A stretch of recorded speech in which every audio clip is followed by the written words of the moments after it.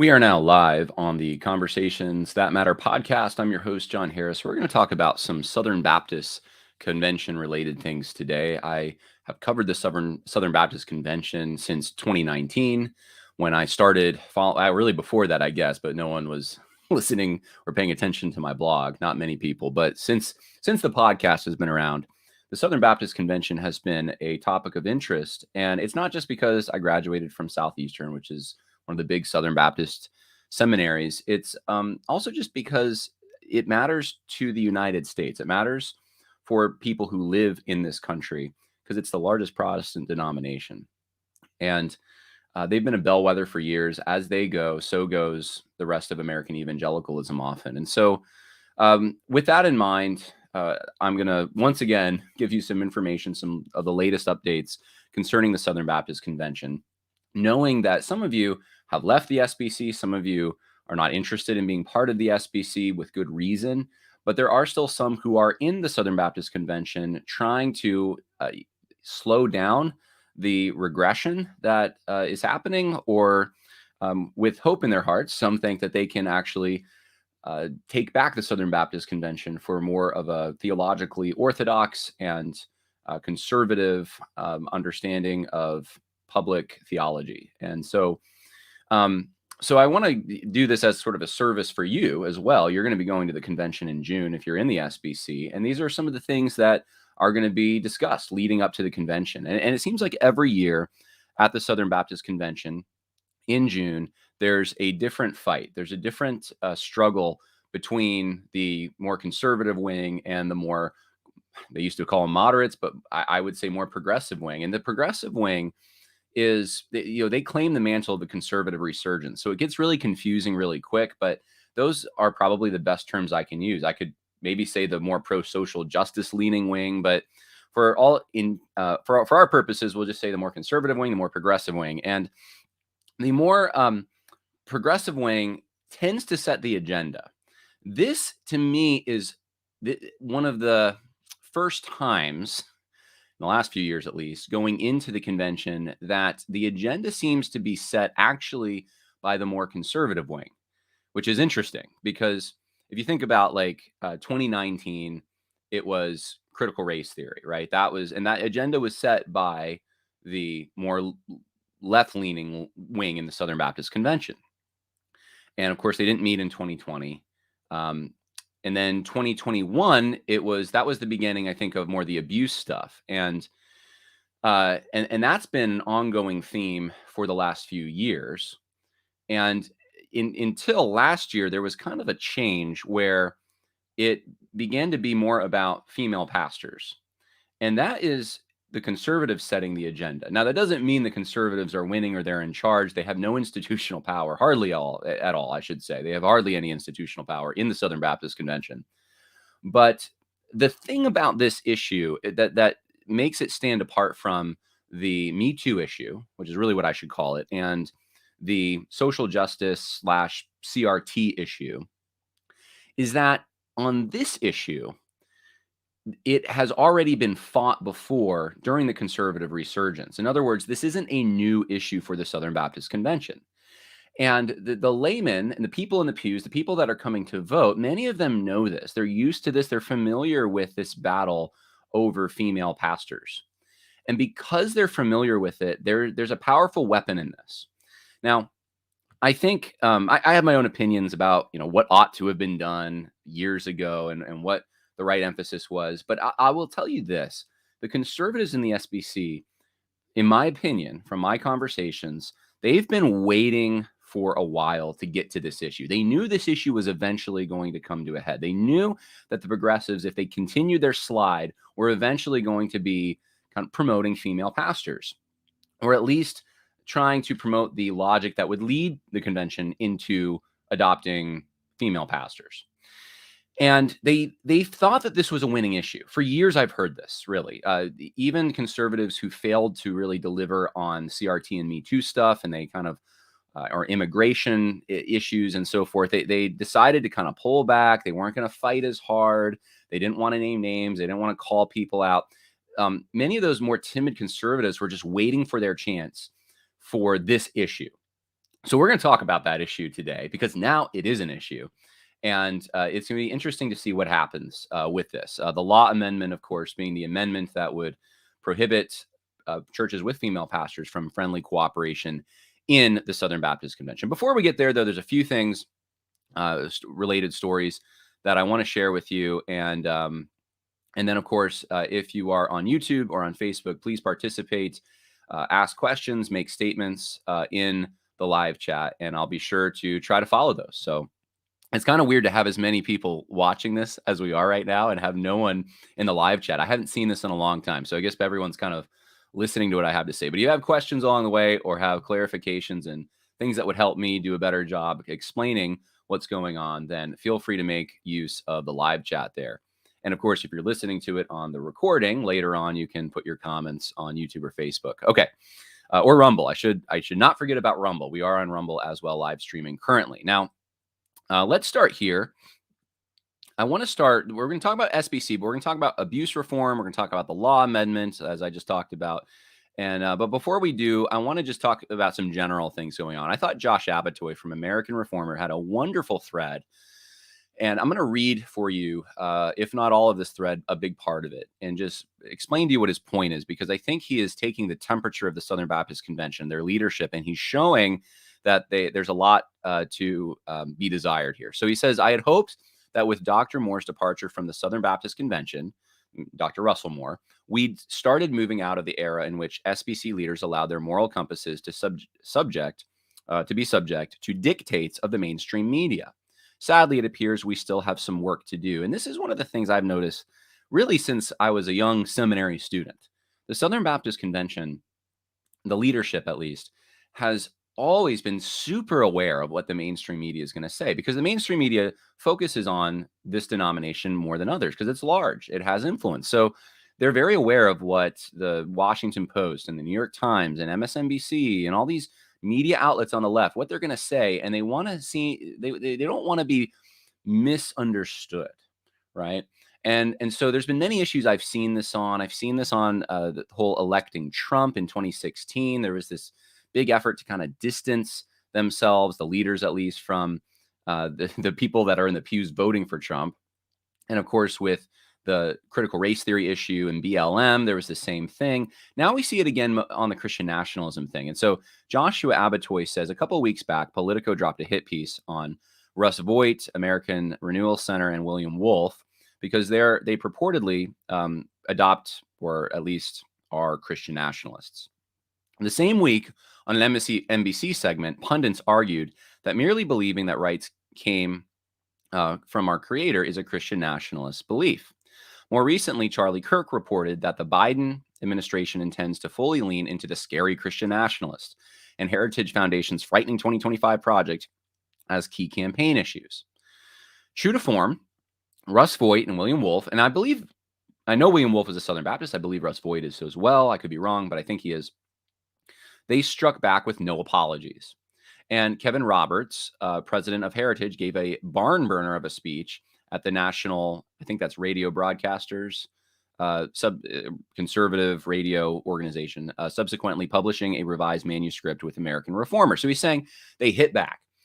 Meanwhile, what's been happening in the Baptist world? Leaders raced to the Baptist Faith and Message to call balls and strikes, to distance themselves as quickly as possible from those scary Christian nationalists. And he's got examples. You have Bart Barber, the president of the Southern Baptist Convention, saying, I've seen some folks on here demonstrating the inescapable truth that support for state religion contradicts the Baptist Faith and Message, but making that case actually undersells the point. Beyond the complete history of the SBC, it contradicts more than 4 centuries of Baptist thought. He talks about Nathan Kitchens. I'm not sure exactly what position Nathan Kitchen has in the SBC, but and Matthew Millsap. Let's see. He talks about these guys who I guess work in the SBC and how they're counter signaling this Christian nationalist attack, or the people that are being attacked for being Christian nationalists. And he says, leading the way, the race away from Christian nationalism was Brent Leatherwood at the ERLC, the head of the SBC's public policy think tank. And he retweeted Ken Keithley. Ken Keithley is a professor at Southeastern, where I went. And Ken Keithley says, Christian nationalism in a nutshell. Welcome to the end of democracy. No Baptist can be a Christian nationalist. You can be one or the other, but you can't be both. And then Joshua Habatoy goes on. I mean, this thing keeps going. Keep in mind, some of these folks can't for the life of them figure out what the Bible, our tradition, or our confessional documents tell us what to do about women pastors. In fact, there was so much confusion that we had to create a committee to figure it out.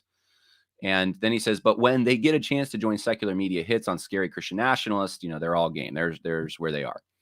And Christian nationalism has many definitions and many proponents, many of which are entirely compatible with the Baptist faith and message. And he goes on. And so, it's just an interesting, it means that nothing's really changed is what I see here. Nothing's really changed when it comes to the elites running the denomination. They're still playing the same game. When the media wants to go after white nationalists, whatever they conceive that to be, you see the SBC elites doing the same thing, running away from it. And, and trying to say that that's incompatible with our Baptist faith and message, regardless of how the media, how sloppy the media is applying this, regardless of how the media is saying that every conservative Christian falls into this category just about, and the people who make up the Southern Baptist Convention are guilty of this because of their support for Trump or something, you see this shift away, that we can't have that. We can't be seen as an association with them. And so we're going to be very sure about this, very confident that what our doctrine teaches, and our doctrine definitely teaches that we're not Trump supporters, we're not racists, we are not, we don't abuse women, meaning, and of course, these are all framed in more progressive settings of you're not on board with the Metoo movement, you're not on board with CRT, right? So, they try to act like they are on board with those things, maybe halfway, maybe a quarter, however far they can go. They'll go with those things to just, and punch right and make it seem like they're not the threat. We have the blood is on our door. Please, angel of death, pass over us and go next door and get those Christians. So nothing has changed in the SBC. And that's really the moral of this story. So we have Josh Abatoy saying that. Another general thing, I just wanted to point it out. People were pointing this out on Twitter. And I thought, or X, I keep forgetting. It's always going to be Twitter to me. But people were pointing this out, that the Tennessee Baptist Mission Board, which is a local state association. The Southern Baptist Convention has a lot of associations. They used to have, I think, more. But the Tennessee Baptist Mission Board is one of them. If you want to work for the Tennessee Baptist Mission Board, some people were pointing out that this is on their website. Preference is given to qualified individuals who are Christ followers, that have a discernible close walk with the Lord, serve effectively in their local church, and demonstrate a commitment to the purposes of the Tennessee Baptist Convention. Great. That makes sense. Preference is given to qualified individuals who will increase the ethnic, gender, and vocational diversity on boards and committees. So if you're a white man, not as likely to get a job with the Tennessee Baptist Mission Board. They're looking for minorities. They're looking for women. They're looking for people who increase the diversity. And this is something that I saw firsthand when I was at Southeastern, which is one of the prominent Southern Baptist seminaries. They had their Center for Kingdom Diversity. They did this with the student body. They're definitely trying to attract students by throwing money, really, their direction, who were going to be in certain demographics. And white males were, in fact, it might still be seen as progress. The less percentage of the student body is made up of white males, which, again, it's you're not trying to train for spiritual gifts or qualified individuals at that point, or people who are going to or necessarily contributing to the seminary and the Southern Baptist Convention and their church, etc. What you're doing at that point is you're trying to pick winners and losers. You're trying to put your thumb on the balance and say, we want a certain ethnic makeup here, a certain racial makeup, whatever. And so, or gender makeup. And so you start putting money in a particular direction so that you can look a certain way. It's about the way you look, the exterior of it. And oftentimes Revelation's brought up where every tribe, tongue, nation is in heaven. I just remember this so clearly. And, we should look like that. And just ignoring the fact that that's in heaven, that is something Christ does, not we ourselves. And we're never commanded to do this. And it's not even possible in certain regions. It's certainly outside the scope of the New Testament. And so I just remind everyone, I've talked about this many times before, qualifications in Scripture for being a pastor are clear. We're not supposed to be thinking in these terms, but and it's not like a Christian thing to do, but this is what's happening in the Southern Baptist Convention. So it's happening in little places, it's happening in big places. It's still happening in certain in places. And so it hasn't gone away. I don't think the social justice issue has gone away. I think it's been institutionalized. And I've said this for a while. It's still there. It's just been institutionalized. So since we're talking about the Southern Baptists, I figured that I would bring that up as well.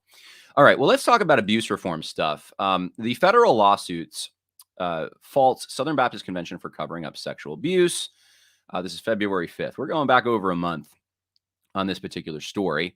But the senior pastor of a prominent Mid-South megachurch has been named in a federal lawsuit. Pastor Steve Gaines of Bellevue Baptist Church was included in the federal lawsuit that was filed against the executive committee of the Southern Baptist Convention that stated that they have covered up instances of sexual abuse by church members and employees as a strategy of denying the rights of sexual abuse survivors.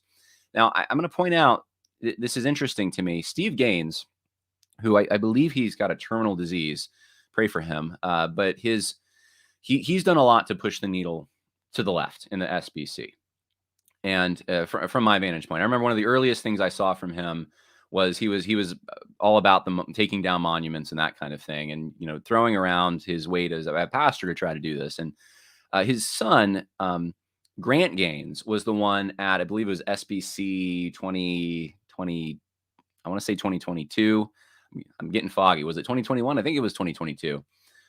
When he had an alleged sexual abuse, quote unquote, survivor with him at the microphone at the convention and speaking on her behalf and behalf. I mean, they went all in on this Metoo stuff. And yet his dad now, and his dad, who was very supportive of that, is named in this.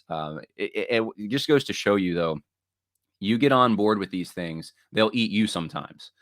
And so, anyways, I don't know the particulars of it, but the lawsuit mentioned that the investigation showed at least 35 church pastors, employees, and volunteers who exhibited predatory behavior. This is going all the way back to the Houston Chronicle story from 2019, if you remember that.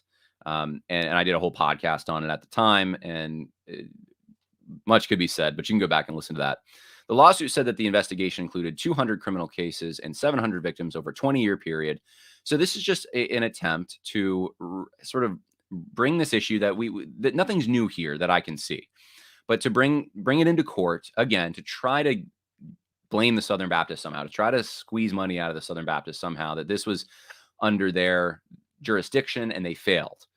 And, these are, again, this gets back into, what is the Southern Baptist Convention? Is it an organization of autonomous churches, or is it a top-down structure where you have people in the top of the denomination calling the shots and responsible for what happens in local churches?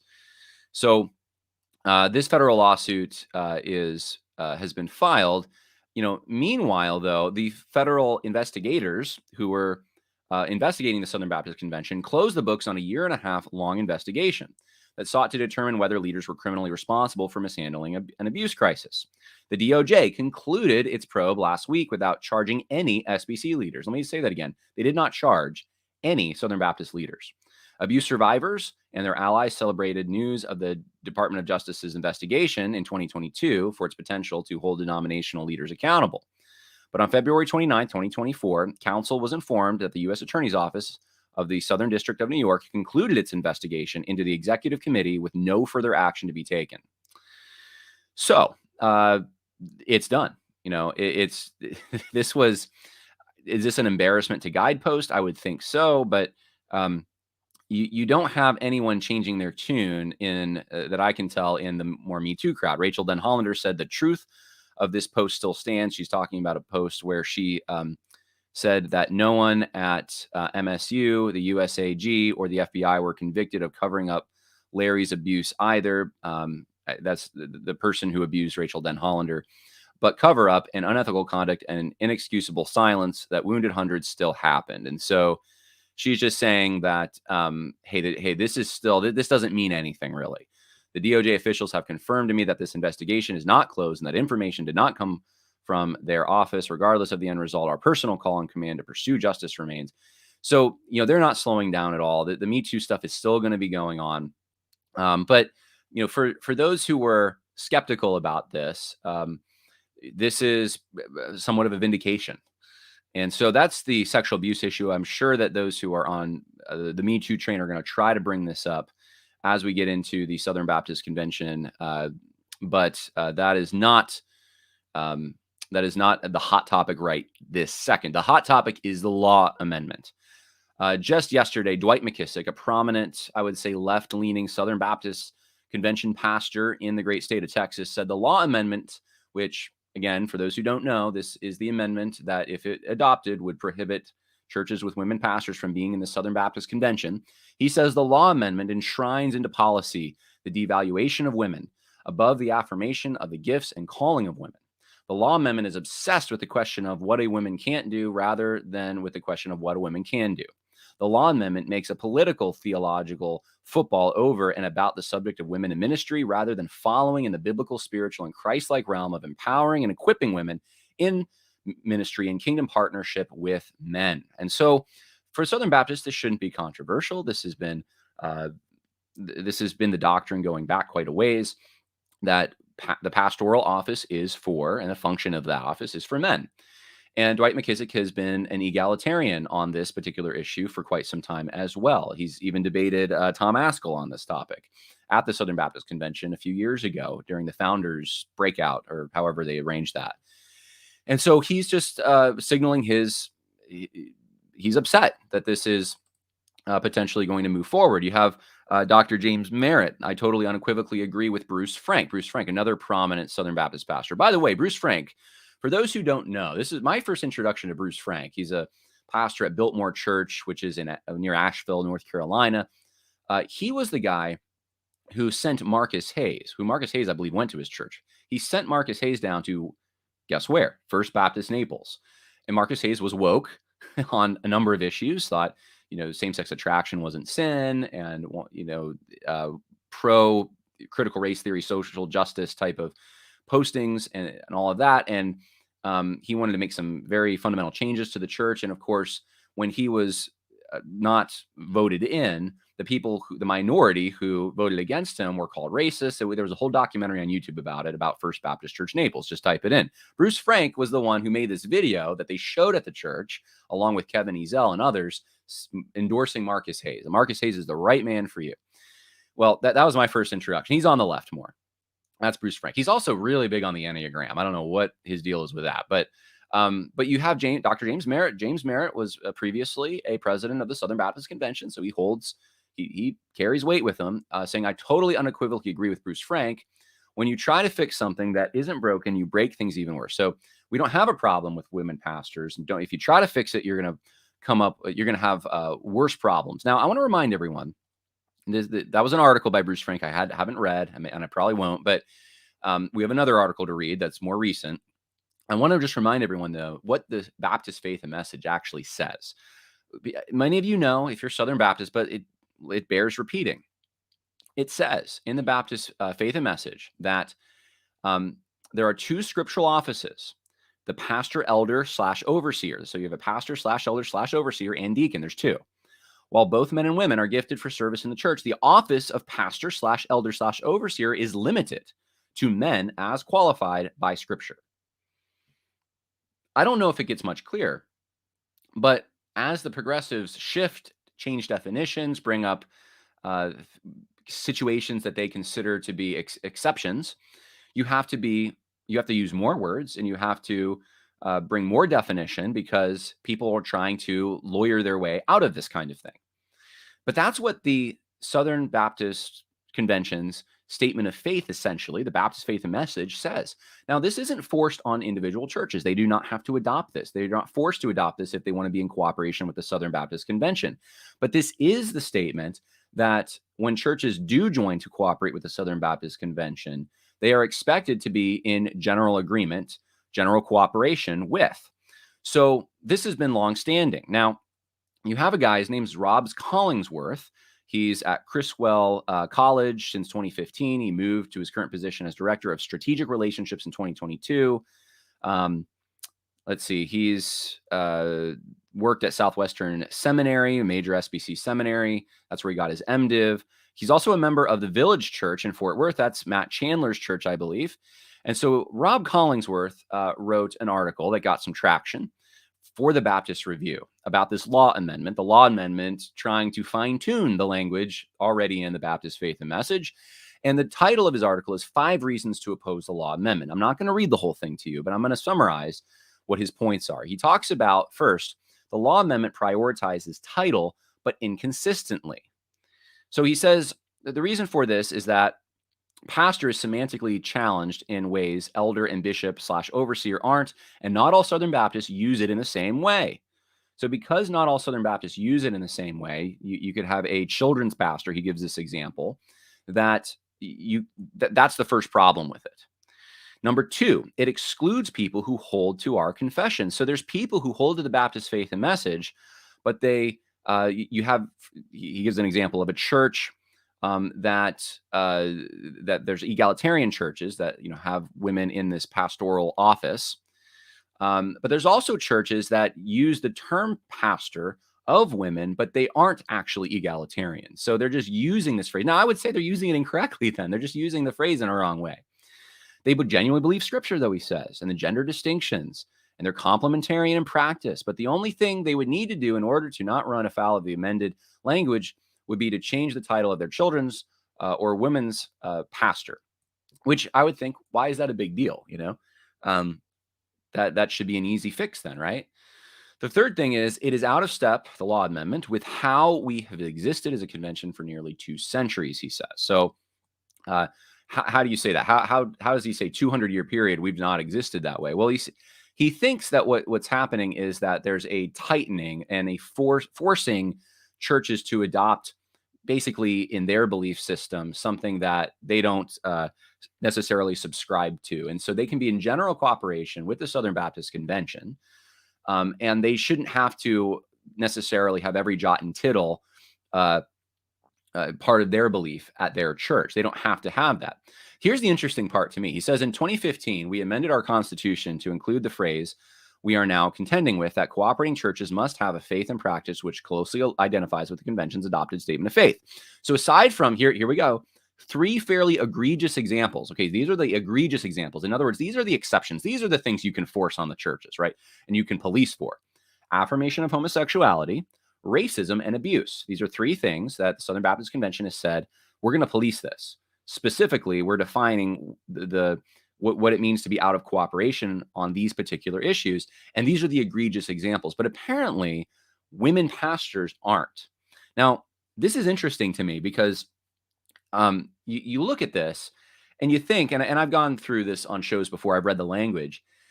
You think that would be just as important, if not more important than some of these issues, insofar as I'm talking about what Scripture clearly defines. Scripture talks about this issue more than it talks about our modern conception of quote unquote racism, for example. And it's very loose language they use about racism. You don't really even know what they're talking about, and it could be applied loosely.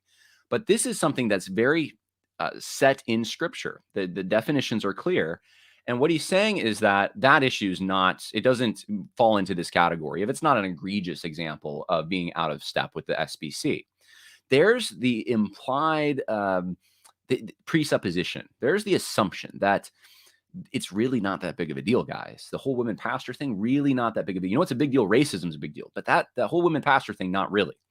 That's the assumption that's behind this whole thing. And so this is going to, from the top down, force these churches, right? But he's okay with churches being forced on these other issues. Number 4, he says the law amendment would invite unintended consequences. So he talks about, what's his example here? By instituting language into our Constitution that requires not only that pastors and elders be men, but that they be biblically qualified, we are constitutionally requiring our Credentials Committee to respond to reports involving subjective criteria.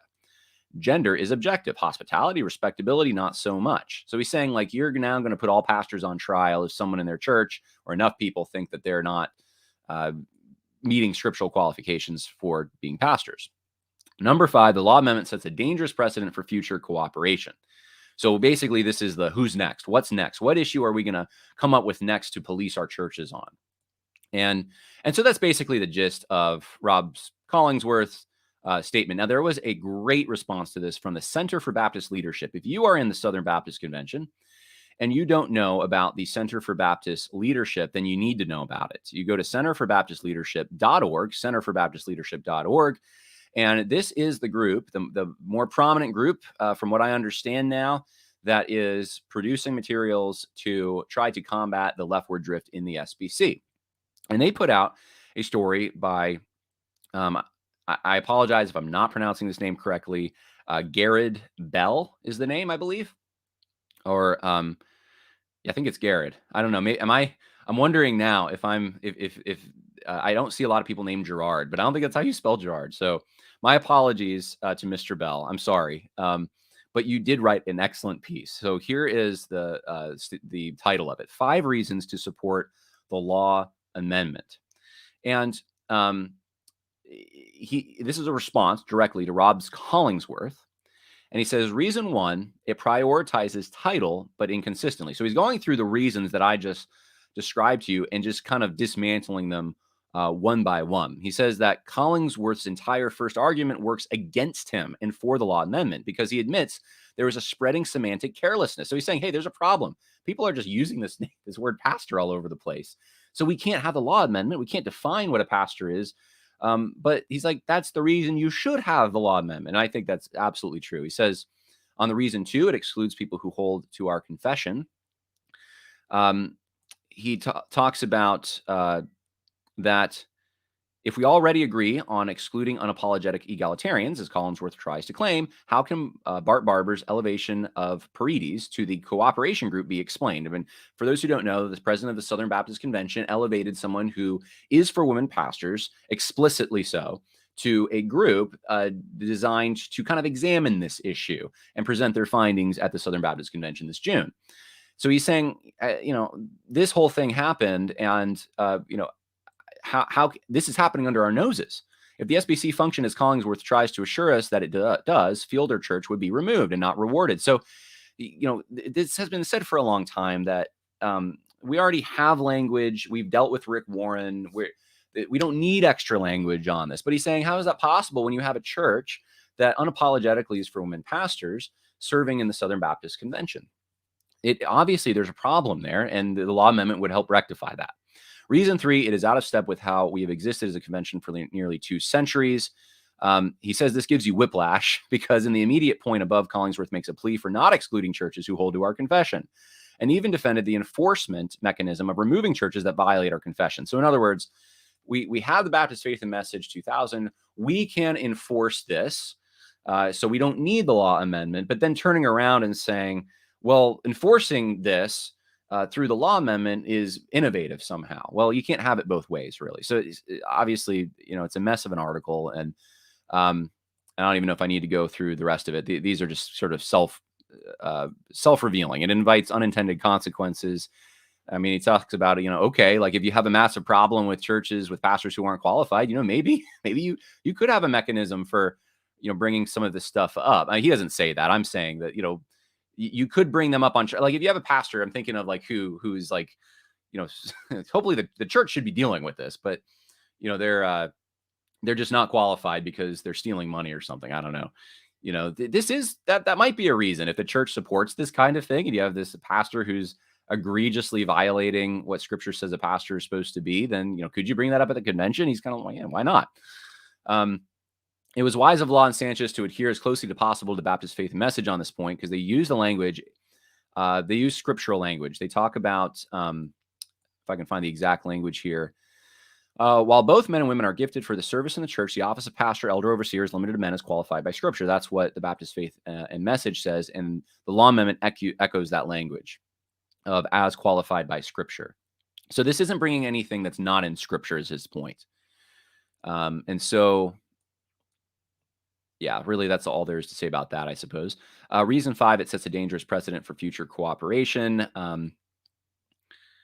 He says, Finally, Collingsworth asks where we will stop, or rather, he asks, enforcing sound doctrine is good, but where do we stop?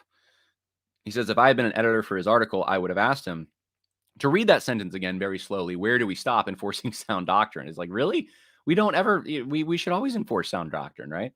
So that's pretty much the conclusion. And that's from the, like I said, the Center for Baptist Leadership. If you want to check them out, they're a great organization that's out there doing good work. So let's switch gears here. Or no, I guess we're not quite switching gears yet. I wanted to point out one more thing. The IMB, the International Mission Board for the Southern Baptist Convention, handles the issue of women pastors as well. And this is how they do it. We believe both men and women have vital roles in ministry. However, the role of pastor, elder, overseer is exclusively assigned to men in the church and not to women. This is not a Western cultural practice, but a biblical command. We're not at liberty to change it, nor can we step around this requirement by calling women by a different title, but then assigning them the leadership and teaching functions of a pastor. Regardless of local cultural norms, we must consistently teach and model that the role of the pastor, elder, overseer is only to be held by men, and we must never affirm or encourage women in this role. This is great language to clarify things. This is already in the SBC, in the IMB, in their, as I understand it, their foundations book. But people are freaking out that this could potentially be part of the Southern Baptist Convention's doctrine. So that's it for the Southern Baptist Convention, really. I just wanted to talk about some of the things happening in the convention. A lot of this isn't new, but of course, much of this is intensifying, I would say. It's getting, more and more as we approach June. The arguments are becoming more and more potent, and you're going to have to be prepared for them if you are in the Southern Baptist Convention. So I think that's pretty much all I have for today.